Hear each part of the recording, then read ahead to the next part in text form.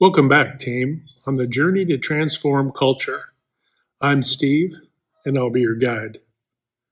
Well, today, let's talk a little bit about leadership. If you trace leadership back, it really is somebody taking ownership for the group and making decisions. Obviously, is a big part of that, but also making informed decisions. Right. So, if we look at this, the more modern social dynamic of this is, and I think of the TV show Survivor, where they go to the island and they're put on the island. And if you notice, what do they do in the first two or three vote offs?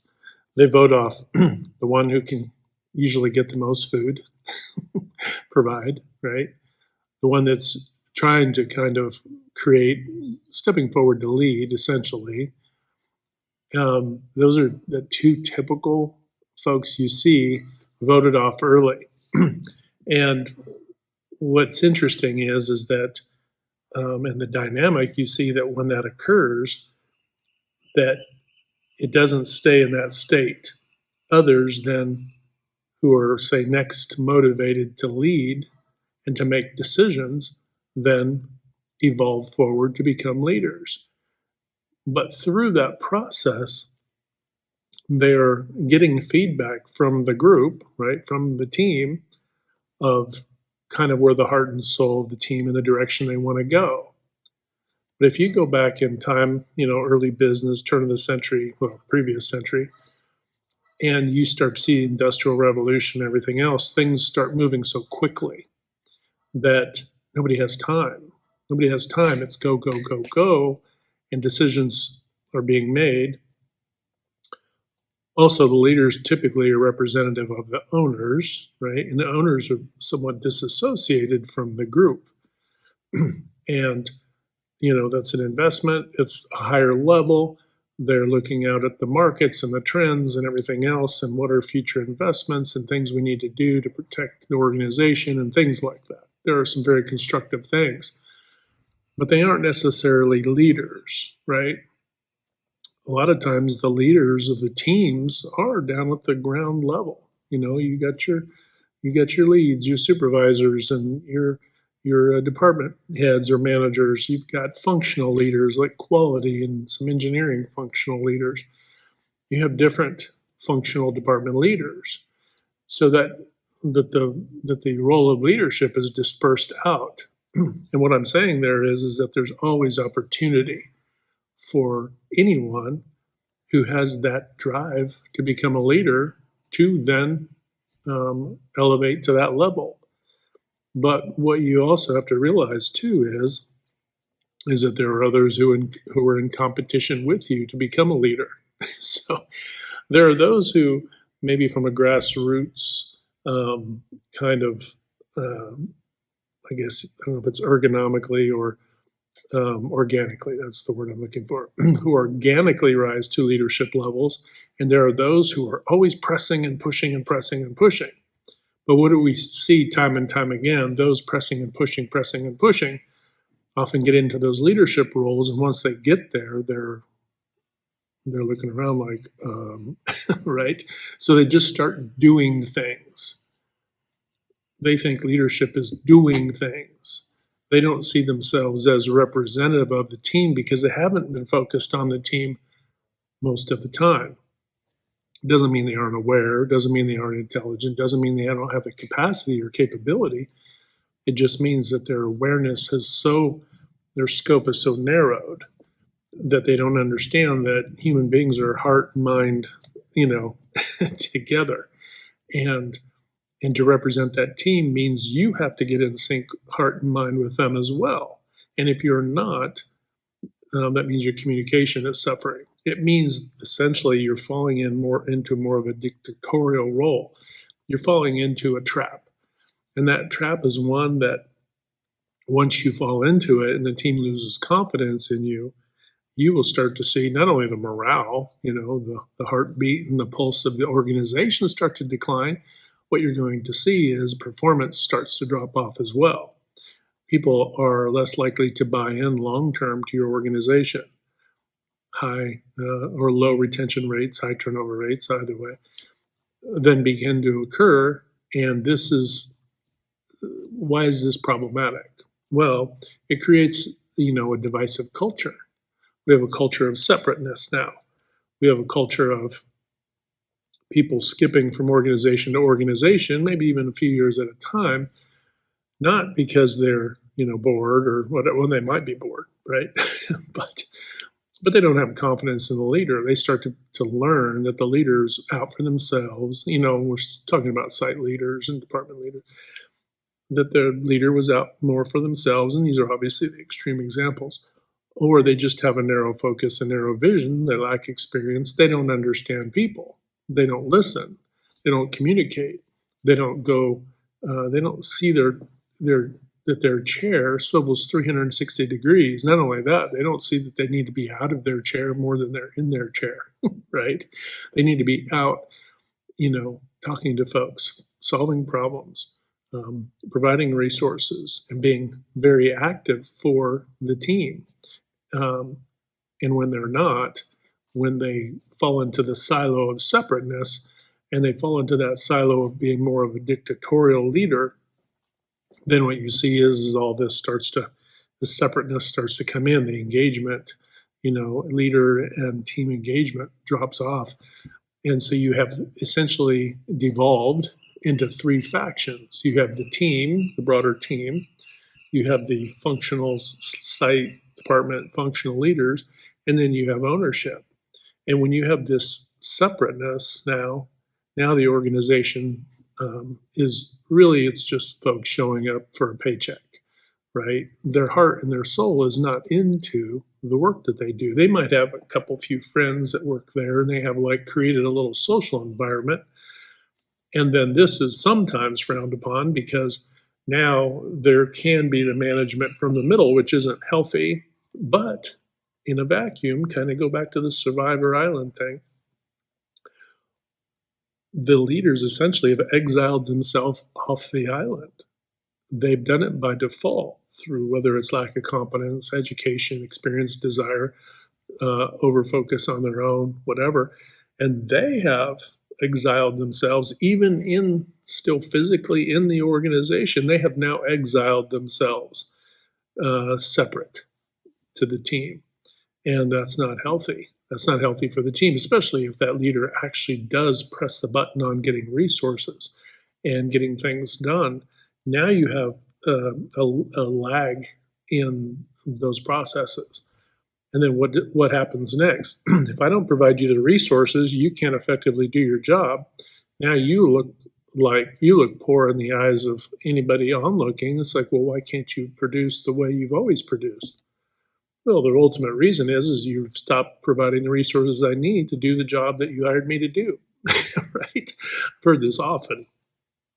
But even some of the broader team may not see this leadership element except to say, yeah, they don't care. They don't listen. They're not involved. They're a poor leader, and then worse, right? You might hear even worse things, but which isn't fair. I mean, it's more fair to say that there's lack of competence, lack of desire, and maybe a selfish over-focus on superficiality. And just because you have the title of manager of this or, any leadership title, that is a responsibility. That is a charge. That is, you are a provider now to be able to take care of, not unlike the way a parent takes care of many children. If there's some folks that have a lot of children. My grandmother on one side had 10. so you can imagine, who do you think is probably the better leader, or at least I should say the more effective leader? Somebody who raises 10 kids, right? Or, and that's from the ground up, right? In a development mode, right? Developing young people to become adults, or somebody who's leading a team of 3 or 4 professionally. And I guarantee you it's the parents of the 10. And why is that? Because you have to put all your skills to work, and it's never ending. And that's the kind of ownership that leaders need to have, to see it as a family, to see and treat folks that work for you, right, that are your part of your team, to see those people as valued humans on earth that need to be respected, taken care of, groomed, mentored, trained, listened to at times, and sometimes directed, when necessity dictates. But by and large, you're there to facilitate growth, right? And in this sense, we're investing our time and energy into growing, our team. And if you don't invest, it's a pay now or pay later. You either hire turnkey, fully professional people, and you see this in firms or outfits who hire, say, strictly like engineers. It's just a vast slew of engineers. Completely different than if you're hiring somebody, it's their first or second job, and you're developing them up into becoming the technician or whatever for your organization. That's a completely different thing. There's the turnkey where I hire you completely trained and an expert, essentially an expert in your field, or I'm hiring you in to then develop you into becoming the expert in what you do. Those are the only two tracks. If you fail to do either one of those, then you're failing your team. If you're not doing, it has to be one or the other. There is no in between. But what do you see now? All you see now is the in between. And our culture is getting lost because this chasm, this in betweenness, is getting wider and wider. And why is that? I don't know if it's a fear, lack of competence, a lack of vision, whatever it is. And I'm generalizing. I'm not saying every leader is awful, but statistically, we should see more effectiveness, more efficiency in organizations, and we don't. In fact, we see a decline, and then we see band-aid approaches to trying to fix it, which is kind of it's not even a half-hearted thing. It's it's a band-aid, really.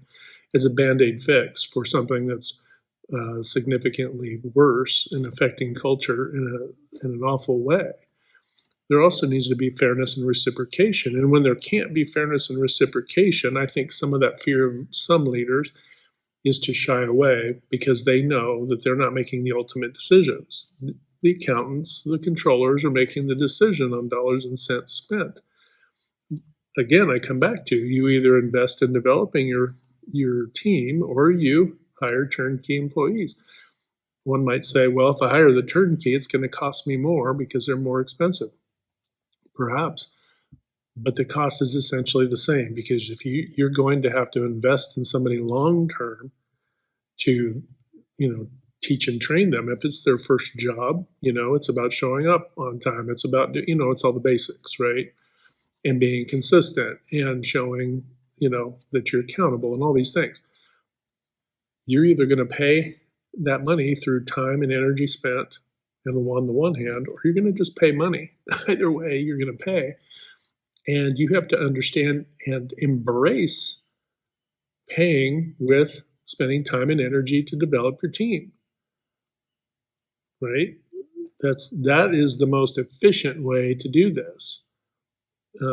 Doesn't mean you don't hire people who are professionals and who are, experts in their field. It just means that, and even in that sense, you're going to have to develop them. And why is that? Well, you could be an expert about building a very intricate, high-tech thing, but maybe very weak in your ability to work with a team, very weak in your ability to lead a team, very weak in your ability to, function within that team. So there's a significant investment, even when you hire a turnkey, say, expert on a particular thing.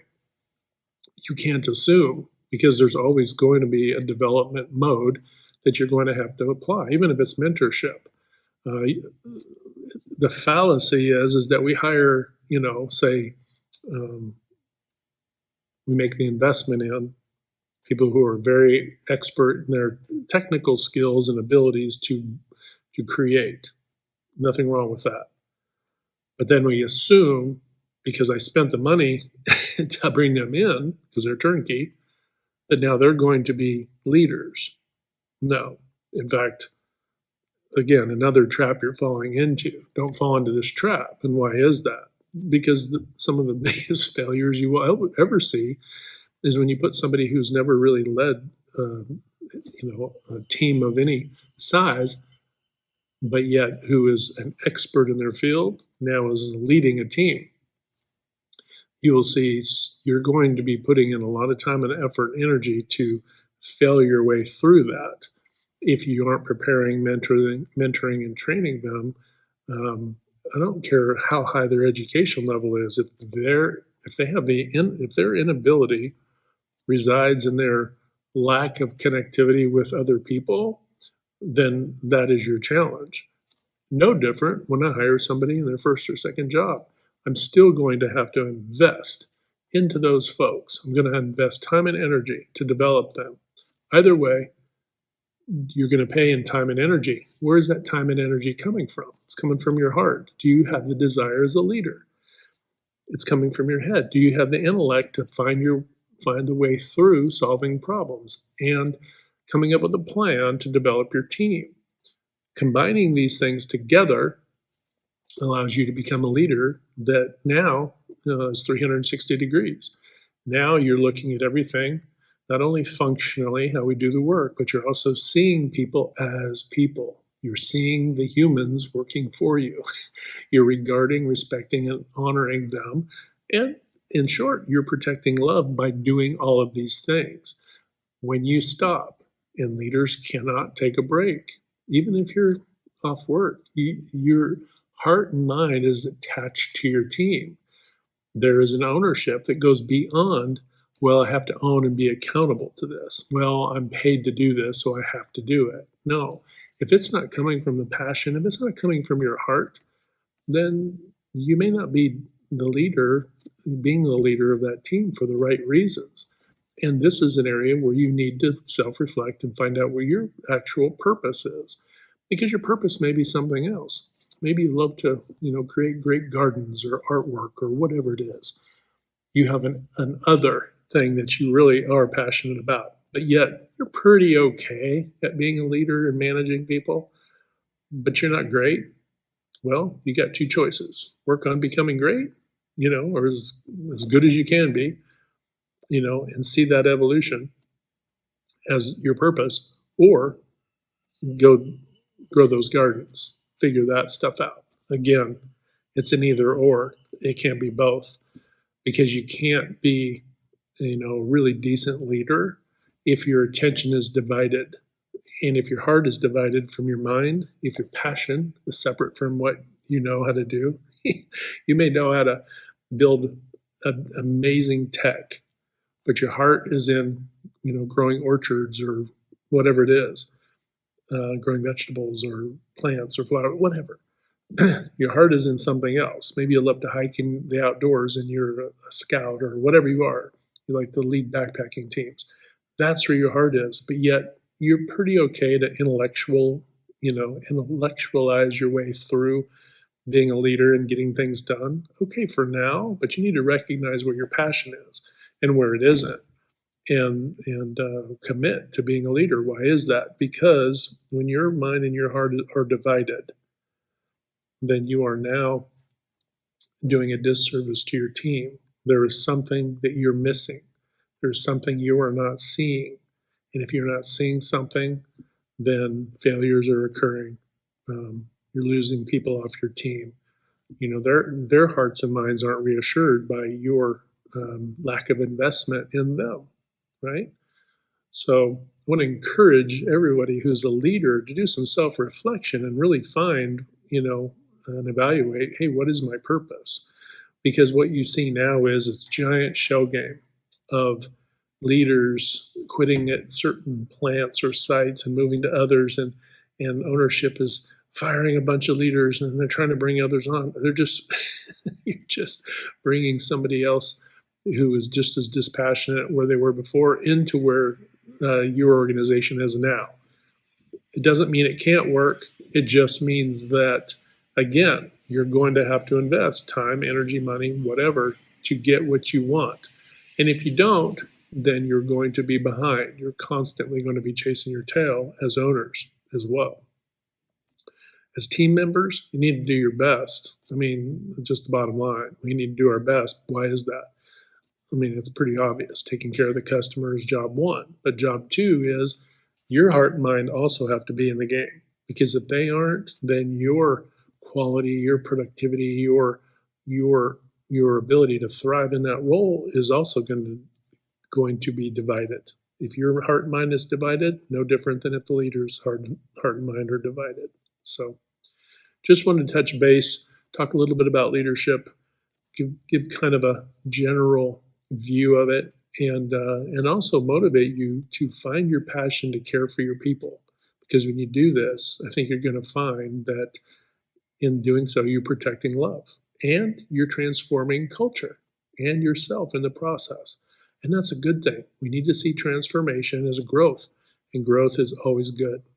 So thanks for stopping by. Hit like if you're here to protect love. Love to see us subscribe and share this with folks that you know, could be leaders, could be friends, so that they get some value out of it. Just a different perspective. We're just having a conversation with friends. So I want to thank you for stopping by. Have a wonderful day. We'll talk to you next time.